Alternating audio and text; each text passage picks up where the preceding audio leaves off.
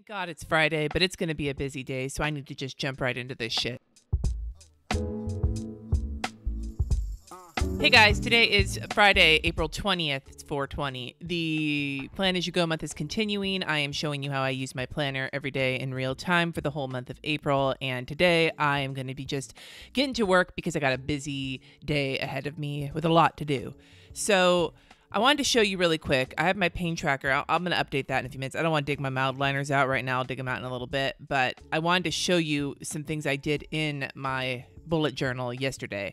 So this is the work I'm doing for the Llama Letters book club. I decided rather than write them out in the book, I was going to do them in here so that I could leave the book blank in case my husband wanted to answer the prompts and not have my shit all cluttering it up. And I just liked being able to make notes kind of freeform.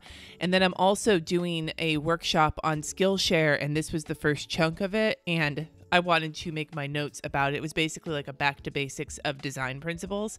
I just thought I'd show you that because it's really nice to, that's one of the things I don't like about this bullet planner is that there isn't a lot of space for notes. There's only a handful of blank pages, but a regular bullet journal, you can take all the fucking notes you want.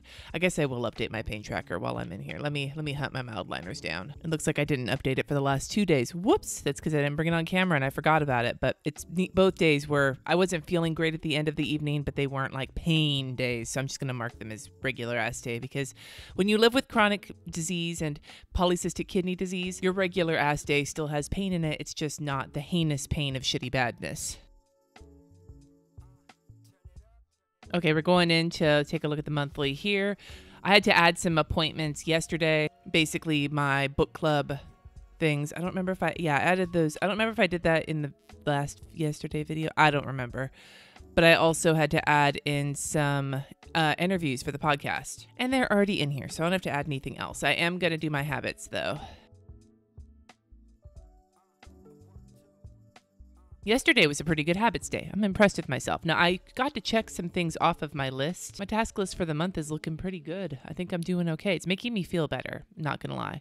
So we're gonna start with our challenges as per usual. And today, I swear to God, I didn't do this on purpose. I was mentioning it to my husband when I looked in the group and I saw that somebody had put a post up of their doodle of Towelly saying happy 420, don't forget to bring a towel. Because for those of you who don't know, on South Park, Towelly is a towel with like a personality who gets stoned all the time to get his best ideas. And as 420 is the stoner holiday, it's very appropriate. I just didn't do it on purpose. I wish I had. That would have made me feel clever, but it was an accident. But after all, on 420, don't forget to bring a towel. And if you're a fan of Hitchhiker's Guide to the Galaxy, you know how important a towel is.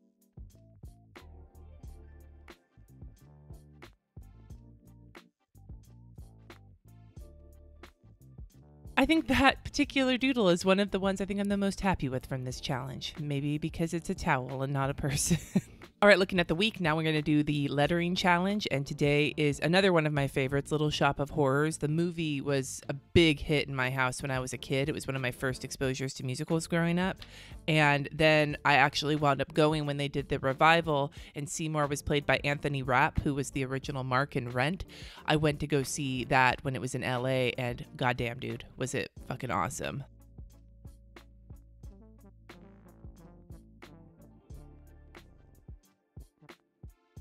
And today's oh so cute doodle is hands, question mark?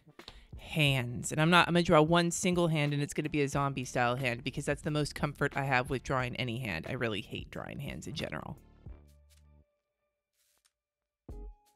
I'm not sure if that looks like a hand or like a bunch of penises stuck to a tree trunk, but we're not going to worry about that right now. So I need to get today set up. I have one appointment. It is a podcast interview that I'm really excited to bring to you guys, and that will be likely the second week. The podcast is going live on Monday. Holy shit. And there'll be 3 episodes going up on Monday, and then this will likely be the 4th episode showing up the following week. Spoiler alert. Anyway, I'm going to talk more about the podcast in one of the next Plan As You Goes. So if you are interested in hearing about it, if you want me to talk about the podcast that's coming, this is a good time to thumbs up the video. This is a good time to leave comments down below. If you're interested in hearing about it, let me know because I'm so excited about it, and my patrons know about it because I've been talking to them for a couple months now. With everything that's happened in my life in the last couple of weeks, this, even though it's stressful and overwhelming, I'm also really, really excited. excited. Basically, all of today after this interview is going to be spent working on the computer, doing podcast work, doing all the things I need to do ahead of time, and I grabbed my stickers and then forgot to get the washi ready, and this is really difficult. Okay, hold on. It's hard to start the washi when you only have 2 of your non-dominant fingers to figure it out. So what did I do here? I layered some washi tape from Simply Gilded and then these couple of stickers, including a laptop Steve from Krissyanne Designs, just to denote that I will be working basically the entire rest of the day. And when Jesse gets home, he and I are going to be working on it as well. Our kids go back to their dad's house today, so he and I, our date night tonight is going to be spent figuring out getting the podcast up and listed in iTunes. So pour one out for us. So it's time to make my to-do list, and I'm just gonna go ahead and do it. I want to though bask for a second. Let's take a moment and bask in the fact that yesterday I checked everything off of my to-do list. Everything. Everything. Let's just take a moment. Let's take a moment together. Go to the Zen place that we go to when a to-do list is complete. It doesn't happen often for me, but when it does, we need to take a moment of silence, if you will, to bask in the feeling of completion. Sort of like the feeling you get when you have an orgasm for the first time after so long not being able to. Not that that's ever happened to me, but I can only imagine. Let's take a moment. Are we good? Have we basked? All right. Let's move on. Looking here, most of my shit on here is also not the rest stuff, but the church and the work lists have been really dug into as well. And I'm feeling good about it because last week I felt all over the place, which is understandable. My fucking grandma died. So yeah, it feels good. So I'm going to get Friday's to-do list set up right about meow.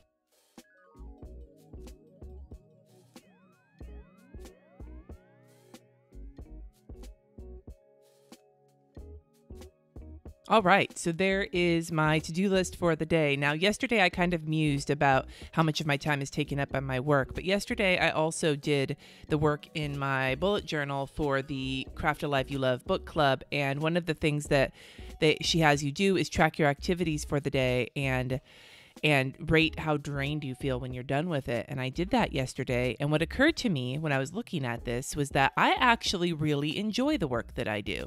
It doesn't leave me drained. The biggest problems I run into are when I don't understand how to do something, like working on things for the podcast that I'm not familiar with. That's draining because I have to learn how to do it. Actually doing the work, the filming, the editing, even though sometimes it's exhausting, I like it. So even when I'm drained, I still feel good about it. The work that was really stressful to me was the church work, and that's understandable as we're in budget season.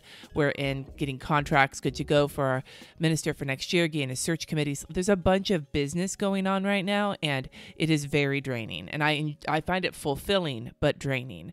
And the thing that I came to the conclusion of is that when my term is up in July and I am no longer on the board, I need to be very, very careful how I commit myself to new things at church. I'm not good at saying no to things, so I'm trying to set boundaries now to people who are already reaching out, that I am going to be very selective with what I decide to do so that I don't overwhelm myself, because I've spent this whole last year with all of the transition our church has been in being very overwhelmed. Full disclosure, I suck ass at setting boundaries. But maybe that's a good question to leave you with. If you had to decide what area of your life you would reduce your responsibilities in, and I know you can't when it comes to things like having to do your job or be a parent or whatever the case, but in terms of activities that you do that maybe are not fulfilling for you, or they are, but they're really draining on you, is there something in your life that you could dial back a little bit in order to free up some space in your life to actually relax and maybe find time for